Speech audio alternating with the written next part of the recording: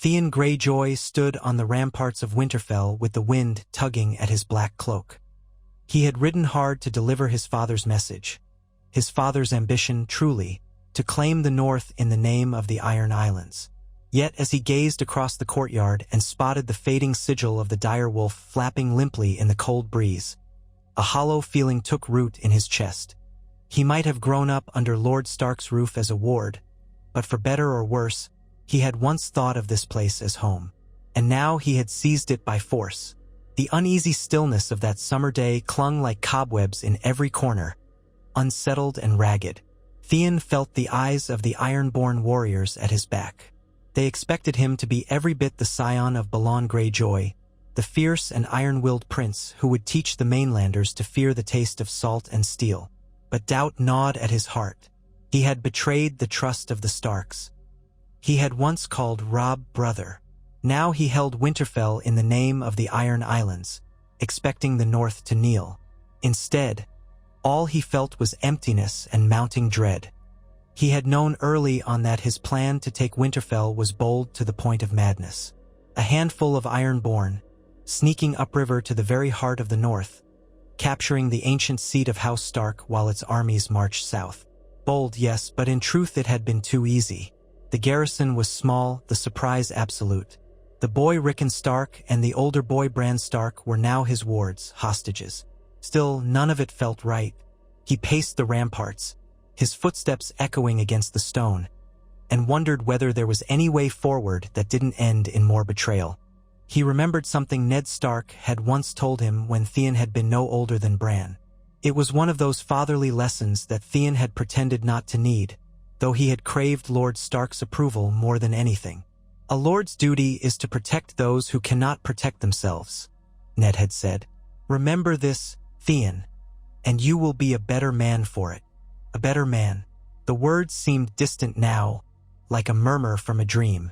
Instead, the Ironborn encouraged cruelty, pillage, the iron price. His father would have told him to show the North what fear meant. But Theon couldn't help but wonder if there was another way. The day he received word from the Dreadfort, a cryptic message offering support from a Bolton bastard named Ramsay, he had felt relief. He needed more men to hold Winterfell, to stave off any attempts by the remaining Northmen to free the Stark boys. That same night, however, he had a nightmare. It was a simple dream at first. The courtyard was empty, snow drifting down around him, and he was alone, hearing nothing but the echo of his own breathing. Then he heard screams, faint at first, then louder, echoing from somewhere deep in the castle. It was the scream of a child. Waking from that dream, Theon pressed his back to the cold stone wall of his bedchamber, heart hammering. He couldn't quiet the voice that told him he was about to commit an atrocity by letting that mysterious bastard into Winterfell. Something about the tone of the letter had set his teeth on edge. By morning, Theon made his decision. He would not wait for the Dreadfort's so-called help. He would not invite a stranger rumored to be crueler than any Ironborn into these walls. Instead, he would seek terms, perhaps with Ser Roderick Castle, or any loyal Northman who still believed the boys were alive and would bargain for them. If he could negotiate a parley, maybe Robb would even spare him. That thought was comforting, yet it felt like a betrayal to his father and sister. But Balon Greyjoy had used Theon as a political tool his entire life. Yara, his sister, was the one leading men at sea, forging the real path for the Iron Islands' independence. And Theon, who was always torn between the Starks and the Greyjoys, was alone. At dawn's first light, he snuck into Bran's room. The boy slept fitfully, with little Rickon tucked by his side. Maester Luwin dozed in a chair, chin against his chest. Theon took a moment to observe them, seeing how young they truly were, how vulnerable. His father would say a hostage was only as valuable as the fear you instilled in them. But Theon was done drawing his sword for fear alone. He nudged Maester Luwin awake, pressing a finger to his lips. "Rouse them," Theon whispered. "We're leaving." Luwin's eyes flickered with confusion and alarm. "Leaving, my lord? But keep your voice down," Theon hissed. "Gather Bran and Rickon quietly. Pack what they'll need. No questions. We'll speak once we're beyond the gates." Luwin had little choice. Minutes later, Theon guided the two sleepy Stark boys through the castle corridors, an oil lantern swinging in his grasp. A handful of Ironborn guarded the gates, men who were loyal to him, or at least to his gold. He whispered instructions, told them that the Northern Lords were approaching, that the children needed to be taken away, hidden properly. "You'll still have your pay," Theon assured them. "Just trust that I know what I'm doing." Their eyes betrayed skepticism, but they did as they were told. They opened the gates, letting Theon lead a small group of riders out into the gray morning. The sky was overcast, promising rain. Bran and Rickon rode in front of Theon, sharing a saddle, while Maester Luwin rode behind, half panicked and half curious. They made for the Wolfswood with all haste, wanting to avoid any skirmish with local forces. Once or twice, Theon caught sight of a small scout party watching from afar, but none approached. Perhaps they recognized the children and feared to strike. Whatever their reasons, Theon pressed on, traveling deeper and deeper into the forest until his horse grew weary. When they finally stopped, Theon half expected one of his men to ask him what in the seven hells he was doing. But they were Ironborn, trusting only in loot and the promise of coin. If Theon was forging a path to keep control of the Starks for leverage, they assumed he had a plan. And in truth, he did. He wanted to find Ser Roderick Castle or even Robb Stark if the young wolf would come personally. Then he'd try to treat. Theon had grown to love the people of the North in his own strange way, forced to befriend them in his youth, forced to see that not everyone was as harsh as his father. Now, if he could just get the children to safety, maybe he could salvage something. Perhaps they could avoid the fate that was quietly looming in the shape of that Bolton bastard. They traveled over rough terrain, evading detection, while Theon's small band of Ironborn quietly fretted about the lack of raids or booty. They saw only dense forest and heard the distant howl of wolves at night. Meanwhile, Bran and Rickon whispered to each other in hushed voices. Theon couldn't hear much, but he caught snatches about, "Why is Theon doing this?" And "Do you think he'll hurt us?" Theon's chest tightened. He'd once been like a brother to these boys. The betrayal cut both ways.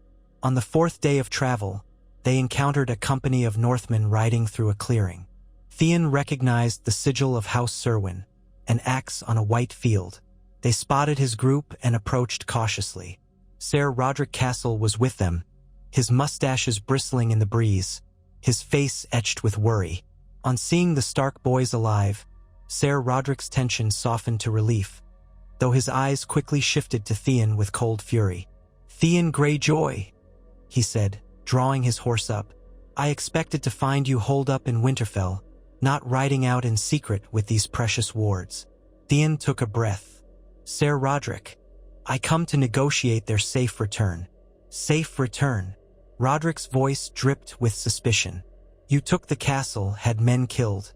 You took these boys hostage. And now you want us to believe you simply changed your mind." Bran spoke up then, surprising them all. "He hasn't harmed us, Ser Roderick. He's been protecting us, I think." That hesitant endorsement from Bran caused the tension in the clearing to shift like a breeze changing direction. Ser Roderick studied Theon's face. "Speak plainly." Theon explained everything, or at least enough. How the Bolton bastard had offered men. How Theon feared a treacherous turn. How he wanted the chance to speak to Robb, to do right by the Stark children. The castle might be in the hands of the Ironborn, but it's not worth the bloodshed if outside forces arrive with cruelty beyond measure. I don't want to see the North burned in the name of the Iron Islands. I would do my father's bidding if it were just soldiers and steel, but I won't abide harming the children. Lord Stark raised me in his house. No matter my father's claims, I can't turn my back on that." Roderick's mouth twisted. He glanced at Bran, who gazed back with those wide, haunted eyes. At Rickon, too young to do more than cling to his brother's side. And Luwin, whose calm, thoughtful presence lent credence to Theon's words. Finally, the old knight nodded. "Then we go to meet Robb." They rode north. Whether Theon was strictly a prisoner or a guest, no one said. The Ironborn who followed him were allowed to keep their arms but rode under heavy scrutiny from the Northmen. In time, the scattered loyalists in the surrounding lands realized the Stark boys were safe and traveling with Ser Roderick. That alone prevented any immediate attempts to free them by force. Theon felt cautious relief. Perhaps this was the path that might redeem him. They found Robb Stark encamped near Moat Cailin. The War of the Five Kings raged. Robb had been leading his hosts south, but word of the Ironborn incursion had forced him to consider returning to reclaim Winterfell. Yet the route was not simple. He had to outmaneuver the Lannisters while also learning that Balon Greyjoy's ships were raiding the western coastline of the north. The Northman scouts had told Robb that Winterfell might be lost. But then Ser Roderick appeared with Theon in tow, the Stark boys safe, and that changed everything. Robb sat in a large command tent, his direwolf Grey Wind by his side. It was evening when Theon entered under guard. Bran and Rickon were whisked away to a smaller tent to be warmed and fed. Maester Luwin accompanied them. Theon stood tall, ignoring the suspicious glares from Robb's bannermen. Great John Umber, Roose Bolton, and others. Their stares promised violence. But Theon's eyes were only for Robb, the young king in the north, his childhood friend. Robb rose from behind a rough-hewn table. His expression was a mixture of relief and betrayal. "Theon," he said quietly, voice tight with emotion. "They told me you took Winterfell, that you might have hurt my brothers. What in the seven hells were you thinking?" Theon spread his hands. "I was thinking of proving myself to my father, to Balon Greyjoy. He means to carve out a kingdom from the north. He commanded me to seize Winterfell if I could, and I did. But I couldn't bring myself to—" He paused, swallowing. "I couldn't bring myself to kill your brothers. Or you, if you had been there. You were my family. Lord Stark was the closest thing I ever had to a father, even if I was only a hostage in name." A hush descended. Grey Wind sniffed the air, lips curling slightly, but the beast did not lunge. Robb exhaled, glancing to the Great John and the others. "And what now? You've left Winterfell in the hands of your Ironborn men. Some men remain, but not enough to hold it if you march your army there. They will flee or they'll die. I've seen enough bloodshed. I brought your brothers back safely. I want your word that my men and I will not be flayed or drawn and quartered for the sake of vengeance. If that means I must bend the knee, then so be it. But I want to make amends and stand with you. The Iron Islands might be under my father's command, but I was raised in the north. I will not see it destroyed by these infighting wars if there's another path." Roose Bolton's voice, slick and quiet, sounded from the corner of the tent. "And what of your father's ambitions, my Lord Greyjoy? Will Balon not continue to raid and pillage our coasts?"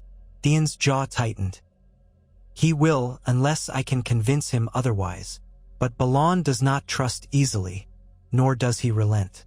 I suspect he'd sooner burn the north and call it victory. I don't know if reason will sway him, but perhaps we can show him force or unity that would make him reconsider." "Your father is a fool," Great John Umber snarled. "He'll never bend the knee to any Stark. Then let him break his own neck upon our swords," Robb said. He looked at Theon once more. "You say you want to stand with us? You've known me many years, Theon.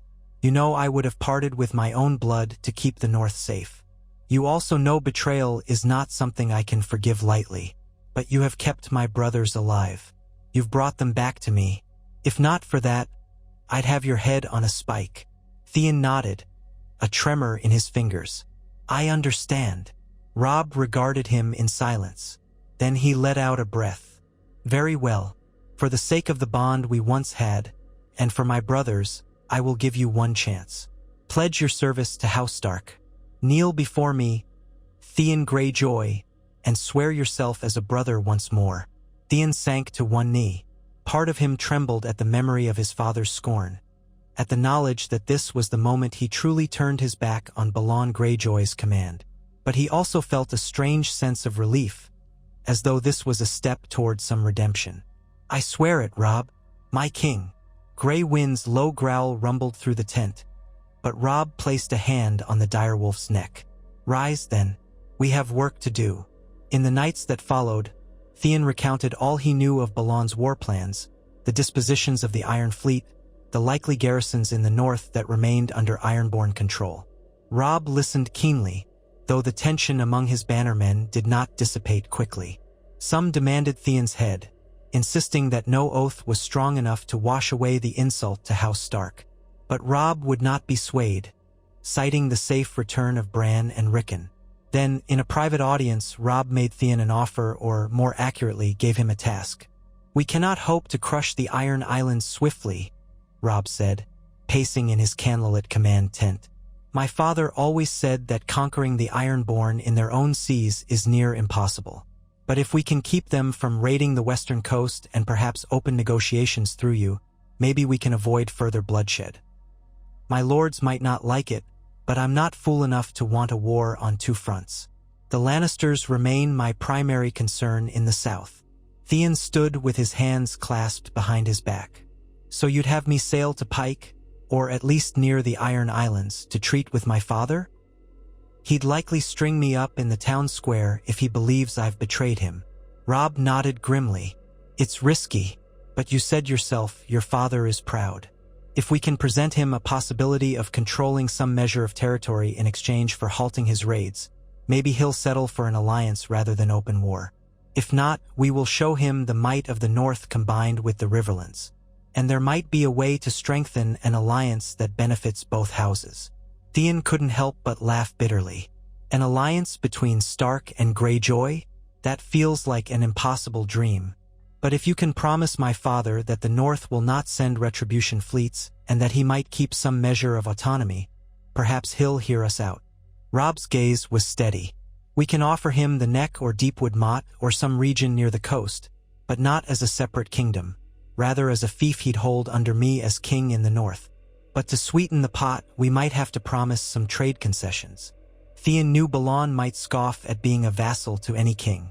But the Iron Islands had limited resources, and Balon had always wanted more.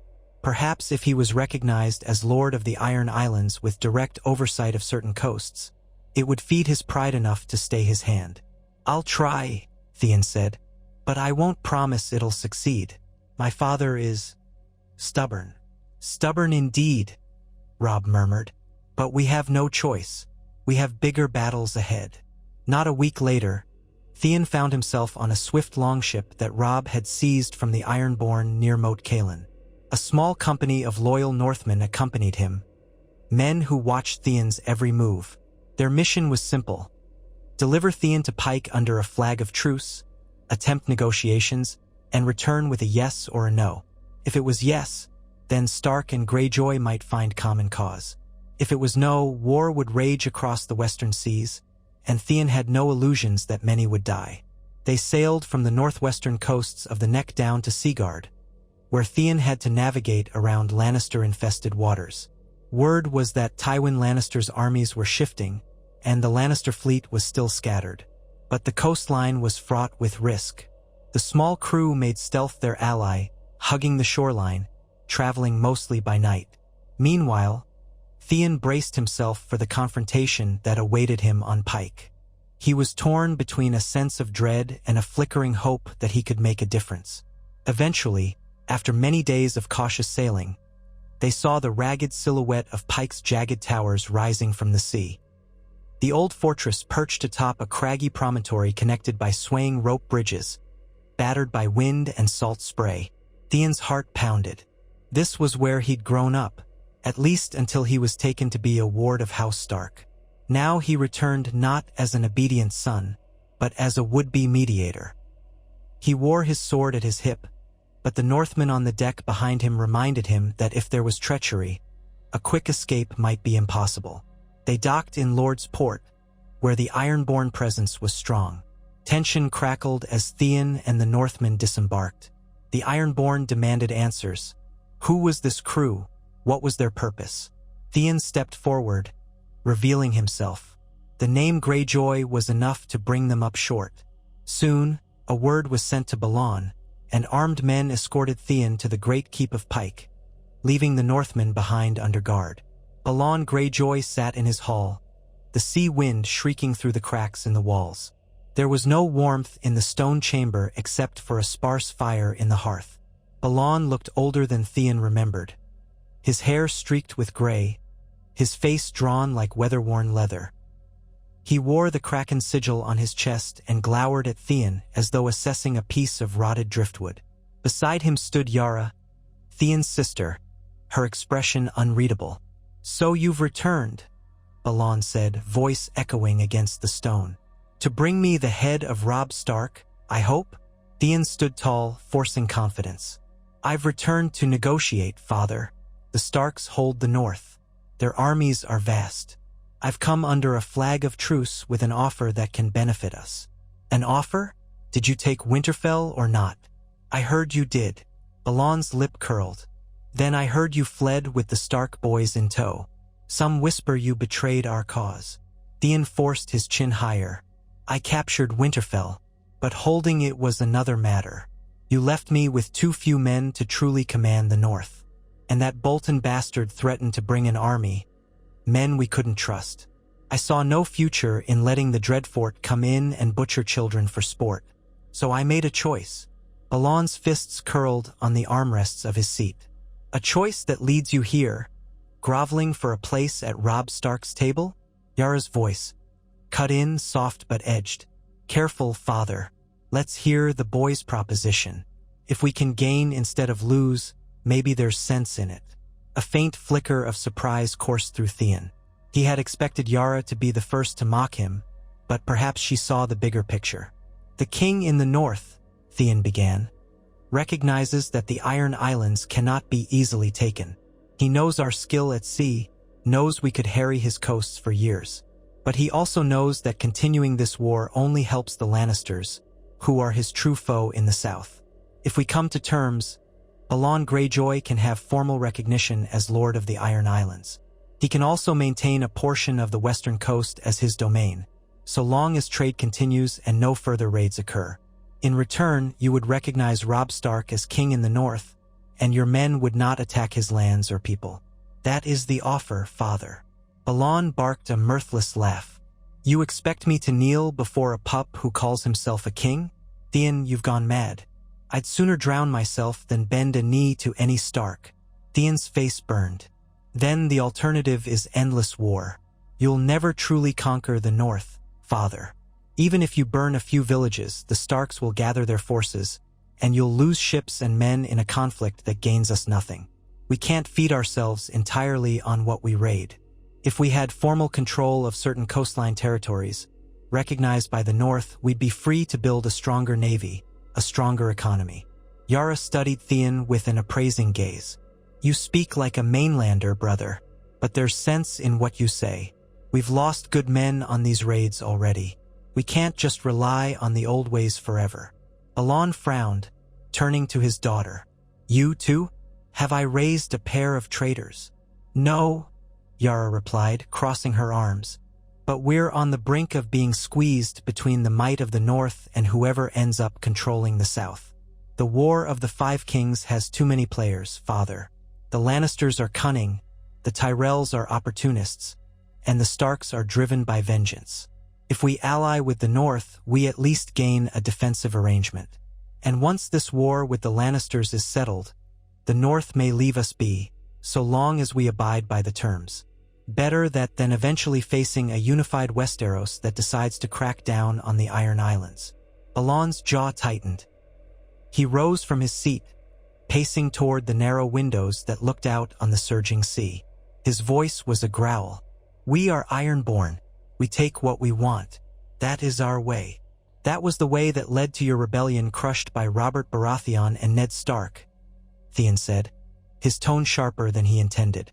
"That was the way that got my brothers killed, left me a hostage. Father, do you truly want to risk losing everything again?" Silence stretched. The wind howled. Finally Balon spoke, his tone bitter as the brine outside. "Damn you, Theon. I see the mark of the wolf in you after all these years. But perhaps you're not entirely wrong. The old ways brought us glory once, but times have changed. And if the boy is truly king in the north, well, perhaps I can strike a bargain that keeps me from kneeling." He turned, eyes cold. "I do not kneel. That's my condition. If the Starks want to give me land, they can do it under the terms of a treaty among equals. If they insist I bend the knee, there will be no deal." Theon nodded. "I'll bring that message back to Robb. But if you won't kneel, you must at least swear to treat the North as an ally, not a foe." "Words," Balon muttered. "Easily said. But yes, if it spares our people and grants us some spoils, we can utter the right words. No raids on the North, in exchange for recognition of my dominion over the Iron Islands and some portion of the western coast near Sea Dragon Point. Those are my terms." Yara stepped forward, placing a hand on their father's shoulder. "It's a start." The next day, Theon departed Pike with Balon's official word. The Northmen had remained under close watch, but were allowed to leave with Theon unharmed. As they sailed back, Theon steeled himself for the next round of negotiations. It would be up to Robb to decide if he could accept a treaty among equals rather than requiring Balon to kneel. Theon suspected Robb might balk. Kings demanded fealty. Yet there was also a pragmatic side to the young wolf. If it meant preventing a war on two fronts, perhaps he would swallow his pride. Upon returning to Robb's camp, now near the Twins, as the king in the north was maneuvering around the Frey territories, Theon presented his father's terms. Predictably, many of the northern lords bristled. The Great John hammered a table in the War Council tent. "We can't let that old squid keep territory from the north without bending the knee. It'd make our victory hollow. We'll look weak." Roose Bolton, ever calm, only pursed his lips. "Weakness invites opportunity for others. But open war in the west costs us men and resources we cannot spare." Robb listened, arms folded. He cast a look at Bran, who was present alongside Rickon, both boys under heavy guard but allowed to witness how precarious these decisions were. Bran's eyes were solemn. Rickon looked on with confusion. Finally, Robb turned back to Theon. "You said you want a Stark, Greyjoy alliance? That means your father must at least acknowledge that I hold kingship in the north.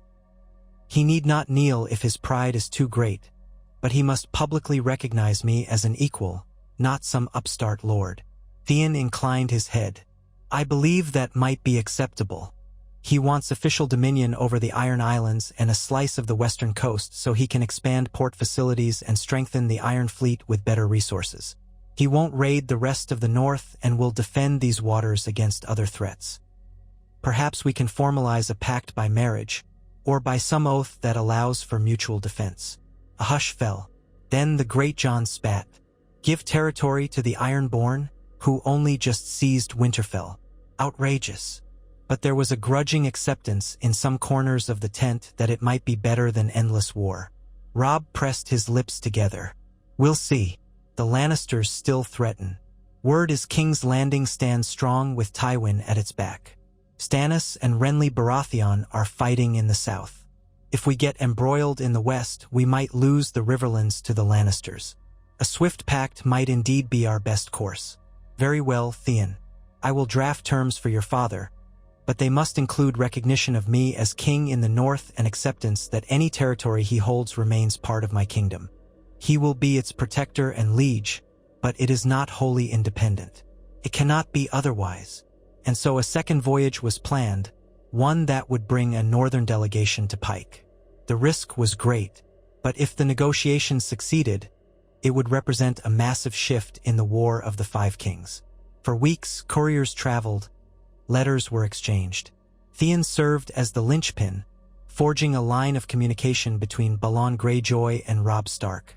Yara, to Theon's surprise, became increasingly vocal about the benefits of forging a workable alliance. She recognized that the Iron Islands stood to gain more from a recognized seat of power than from a perpetual war that they could never fully win. Balon raged, resisted, demanded concessions, but slowly, step by step, the framework of a treaty formed. At last, on an overcast day of storms, a small northern fleet approached Pike's rocky harbor. At its head was a stout galley flying the direwolf banner.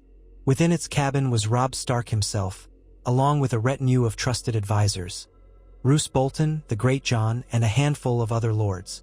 They were met on the docks by Theon, Yara, and a contingent of Ironborn.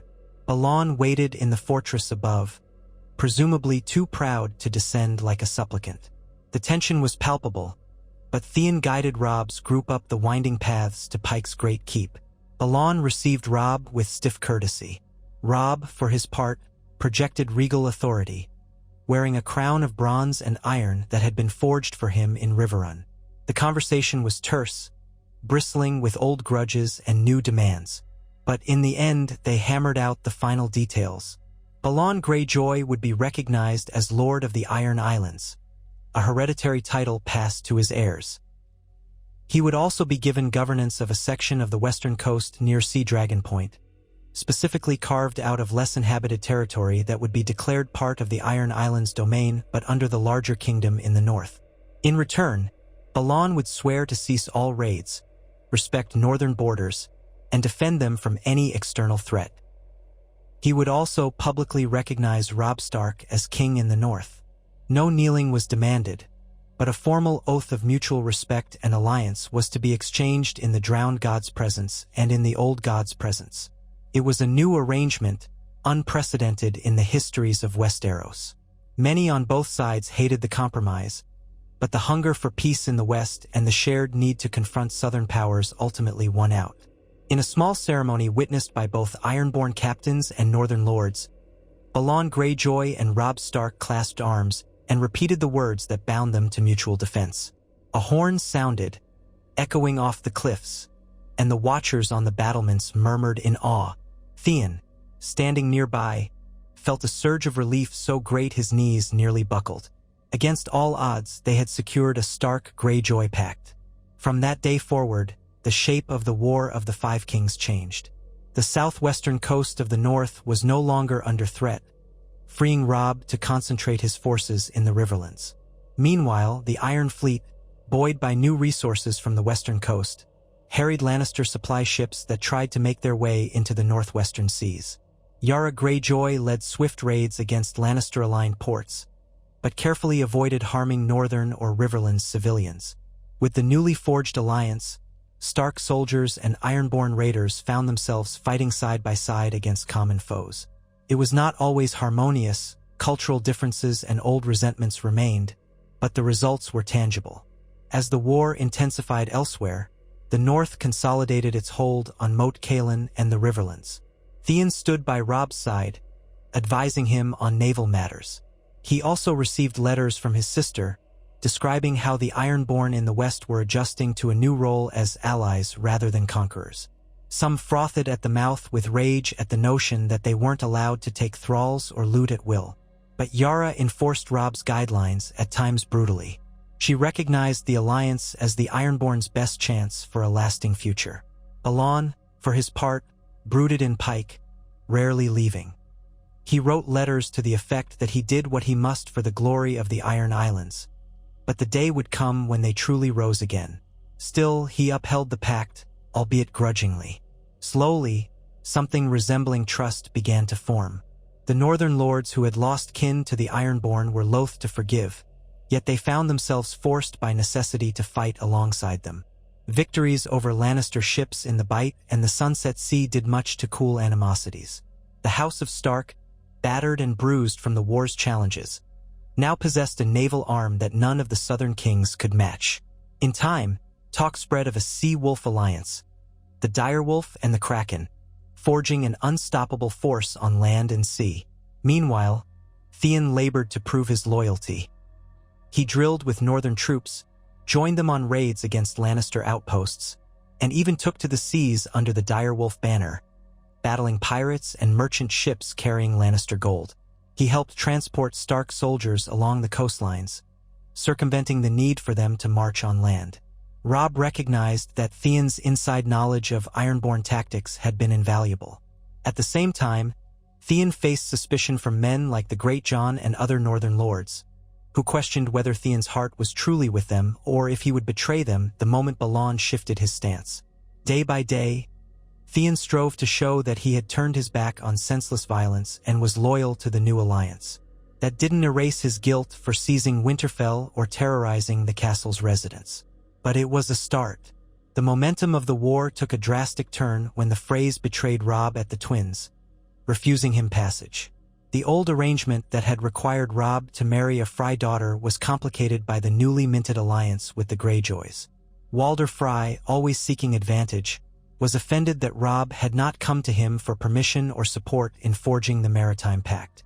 The young king was forced to negotiate again with Walder Frey, who demanded hostages and marriages to secure safe passage. The Freys threatened to side with the Lannisters if Robb did not comply. Sensing the precariousness of the situation, Theon and Yara proposed an alternative: use the Ironborn ships to ferry the Stark army south beyond the Freys' reach. If they could land near Harrenhal or Seaguard, they could bypass the twins entirely. It was a bold plan.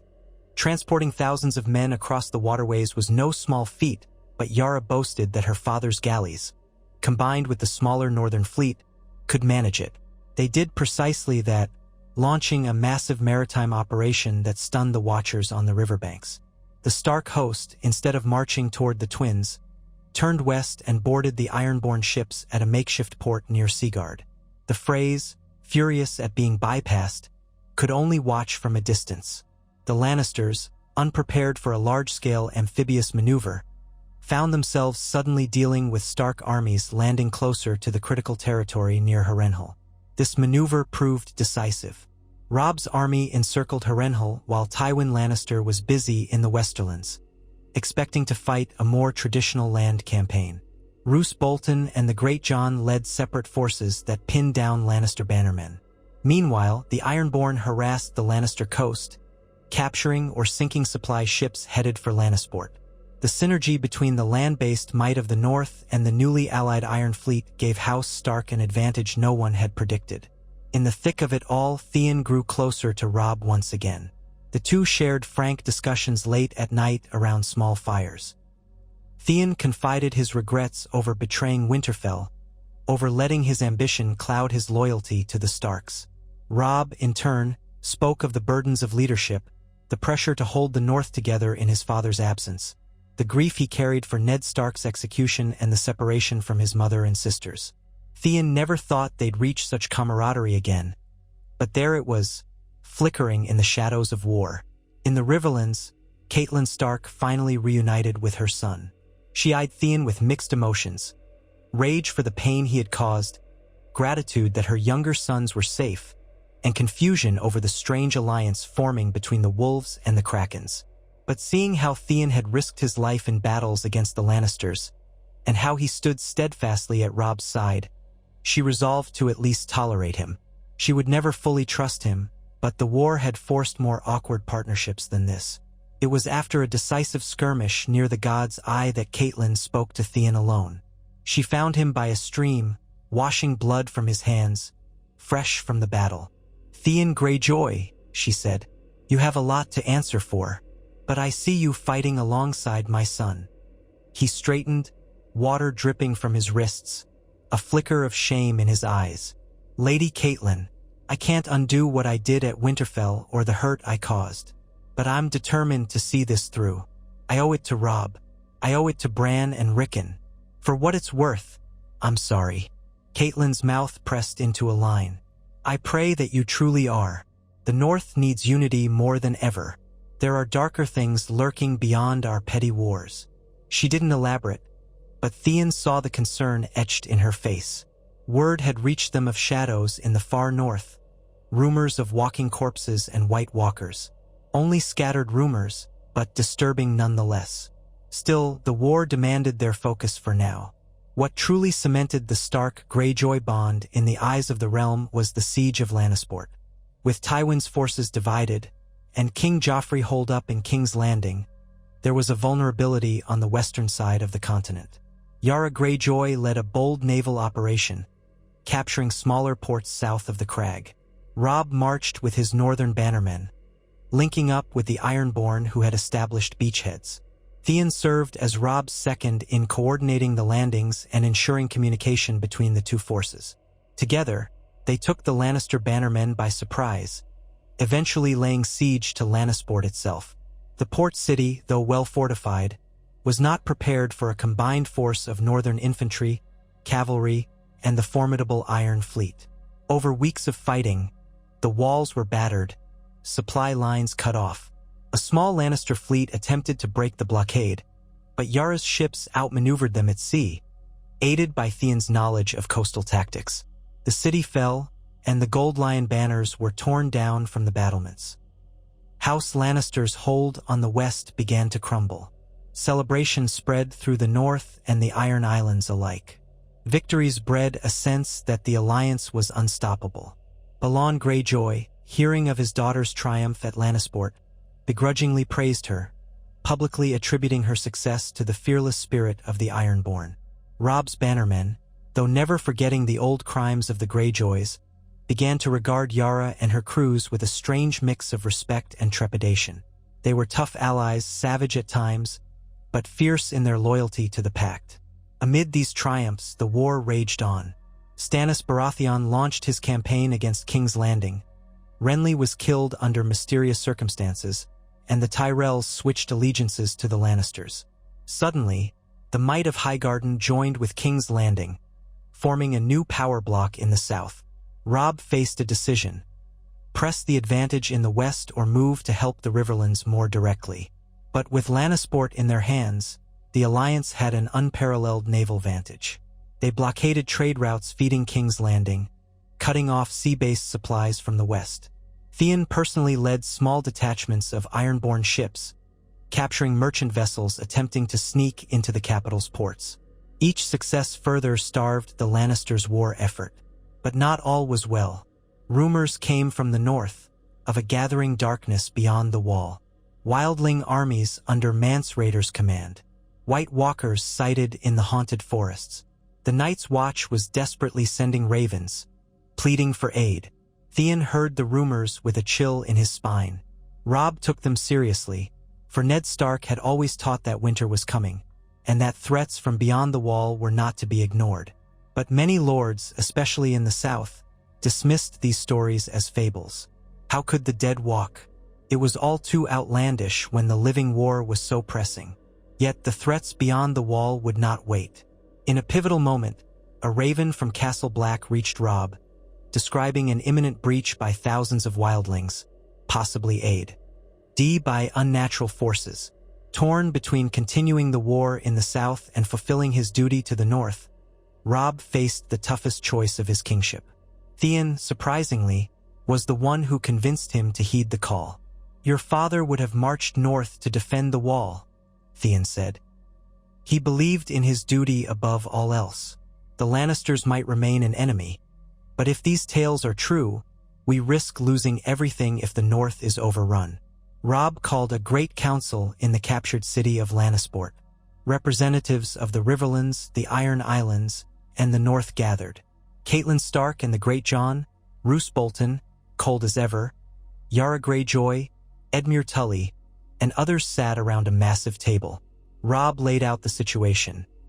Winter was coming, and with it, a threat so grave that it eclipsed the petty wars of kings.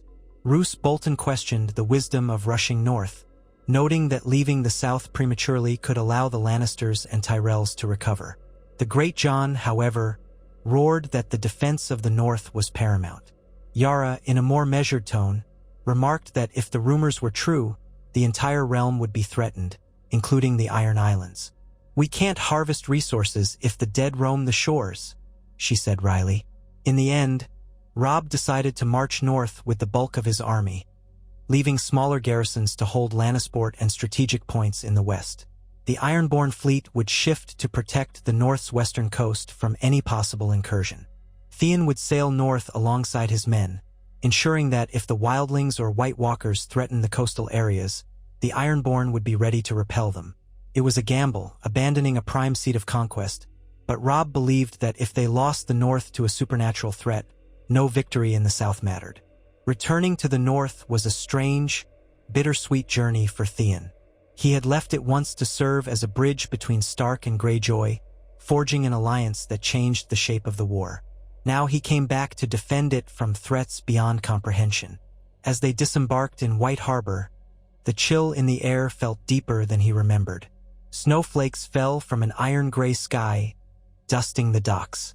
White Harbor's inhabitants, relieved to see a combined Stark-Greyjoy presence, opened their stores to the soldiers. But they spoke of dire omens, missing travelers, strange lights in the night sky.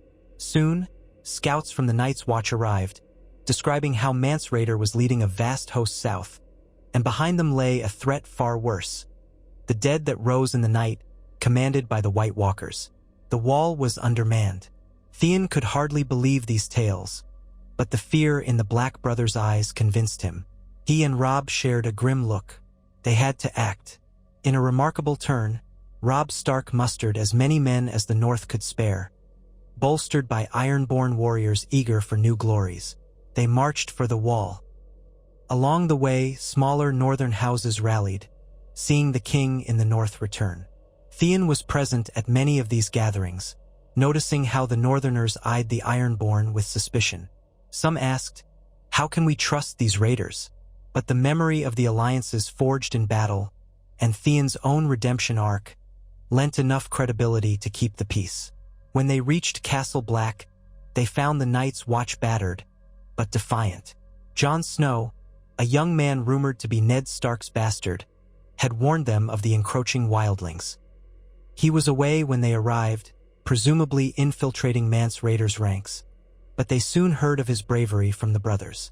Theon felt another pang of guilt at how he had known Jon back in Winterfell, never imagining they might stand together at the edge of the world. Yet here they were, about to defend humanity from threats beyond reason. A chill wind howled across the bleak expanse of the wall. Robb coordinated with the Lord Commander, forming a plan to confront the wildlings. The Ironborn, for their part, could do little from the sea here, though Yara had brought a smaller contingent of ships to Hardhome, hoping to intercept any part of the wildling host that might try a different approach. But it seemed the main thrust was coming from the land corridor near the wall. Before the great battle, Theon found himself atop the wall, gazing out at the endless white wilderness. He had never been this far north. It felt like the edge of the world, a place that dwarfed all mortal concerns. He couldn't help but whisper a short prayer to the drowned god, remembering some old phrase about how the sea was all-consuming. Now, though, the vastness of the ice seemed more powerful than any sea he had known. A horn blast shattered the quiet. The wildling host was on the move. War drums thudded. Fires dotted the horizon. Theon saw the banners of the king in the north snapping in the frozen wind below. He knew the plan. Meet the wildlings on open ground, funnel them toward the wall's defenses, and attempt to parley one last time to see if an accord could be reached. But the wildlings feared the White Walkers behind them as much as the Night's Watch did. Violence felt inevitable, and so it began. Horns brayed, men shouted, steel clashed. Theon rode with Robb on the front lines, brandishing a war axe at Robb's side. Ironborn reavers, used to close-quarters brutality, fought fiercely against wildling raiders. Northern cavalry circled wide, flanking the wildling skirmishers. The Night's Watch lent their arrows from atop the wall. For a time, it seemed the forces of the realm might hold, even push back the wildlings. But behind the wildlings came the others, pale as moonlight, with eyes like blue fire, and with them came the army of the dead. Even the Ironborn, savage though they were, hesitated at the sight of the whites.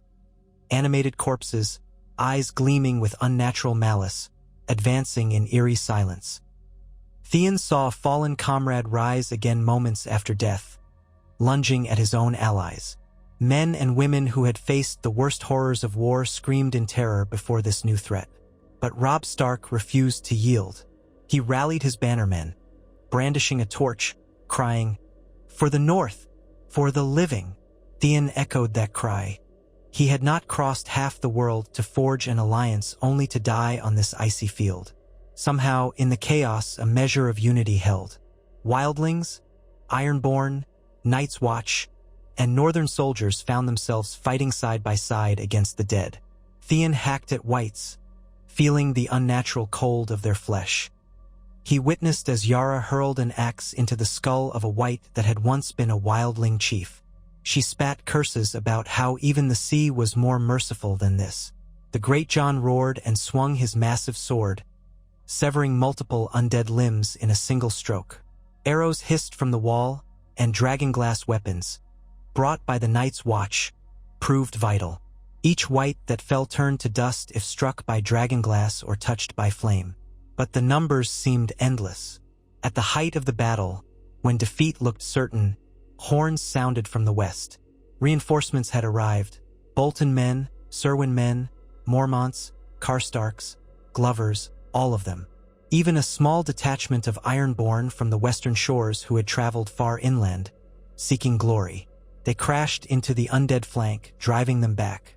Slowly, painfully, the living forces gained ground, pressing the army of the dead northward, away from the wall.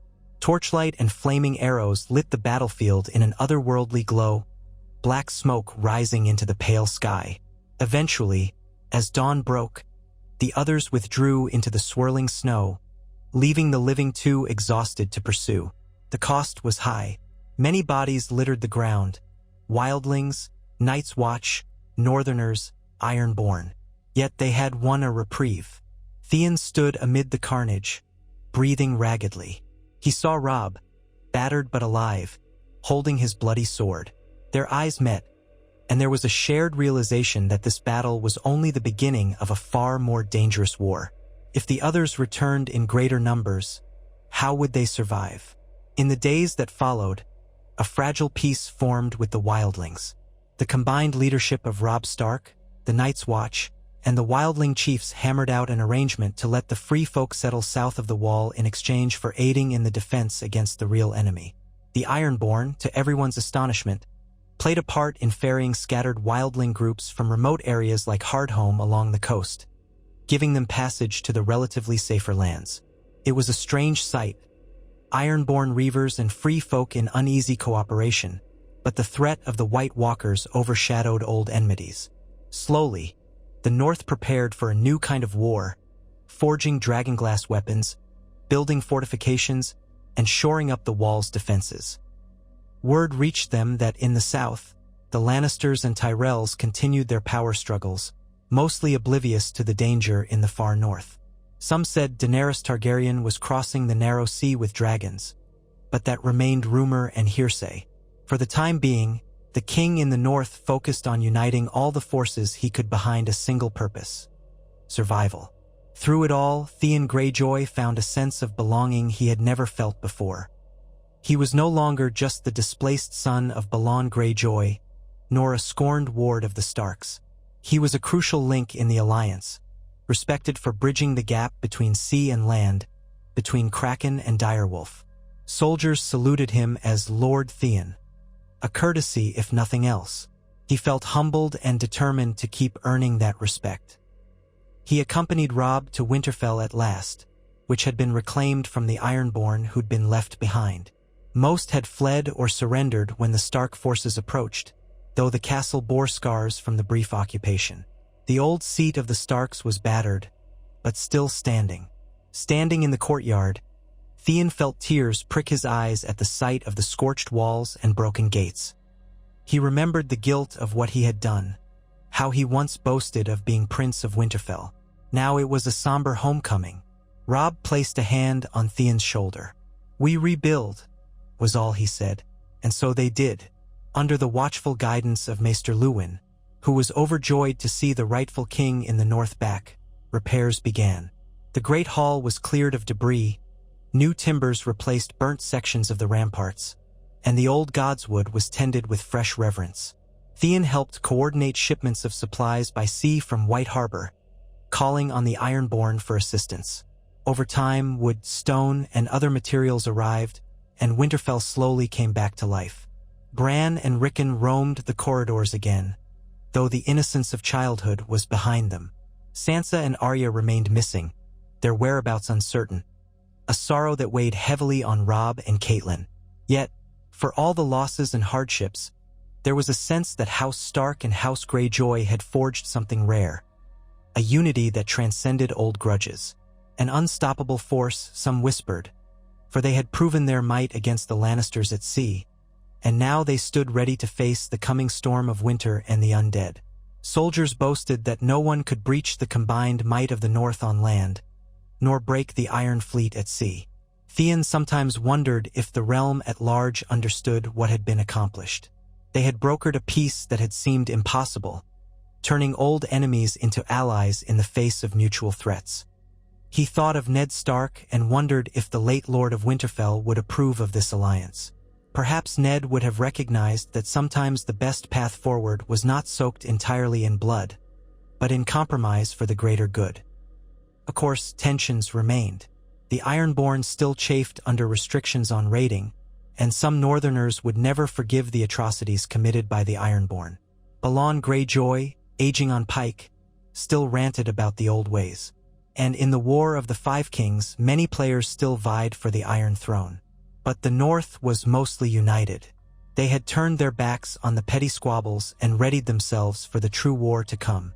In the gloom of midwinter, as the first true snows blanketed the fields around Winterfell, Theon stood near the broken tower, gazing out at the white expanse.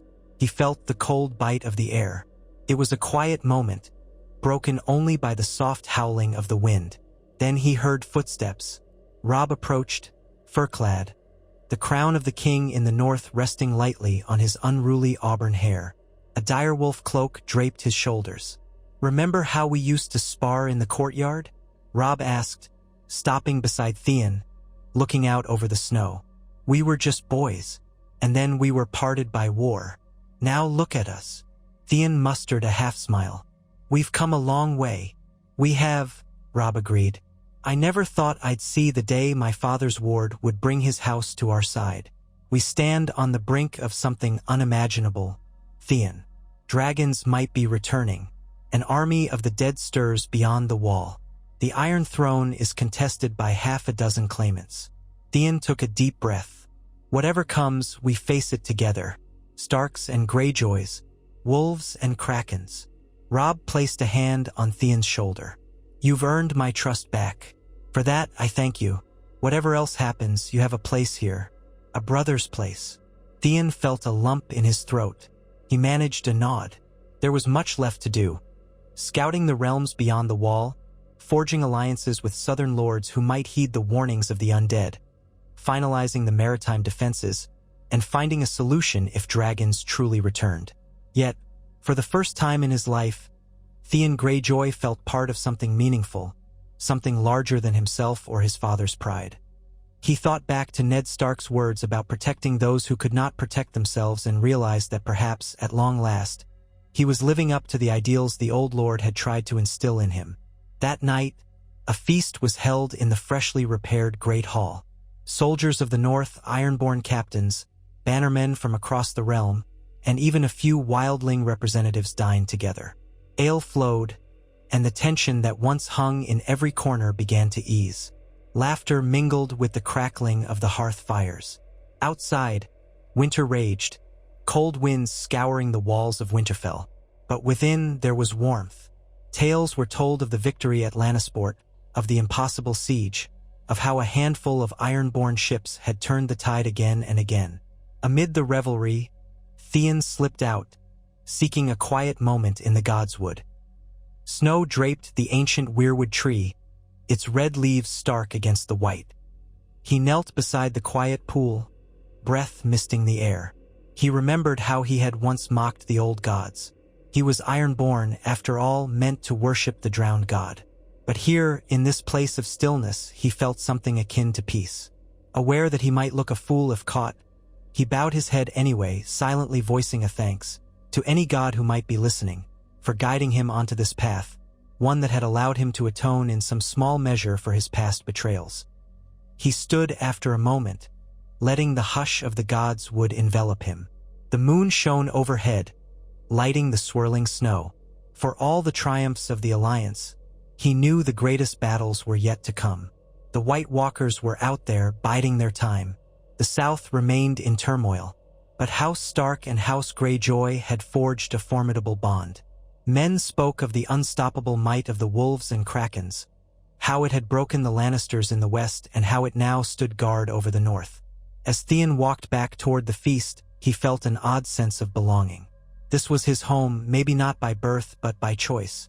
He realized that to be truly Ironborn was not about endless raiding or prideful rebellion. It was about resilience, surviving the storms, adapting to the tides. Here, in the heart of the North, Theon Greyjoy had found a purpose. And in that purpose, the Starks had found a critical ally. For so long as winter raged, the alliance they had built would be a bulwark against all who threatened the living. An alliance that might, just might, protect Westeros from the darkness gathering beyond the wall. And for once, Theon felt certain that they had a fighting chance.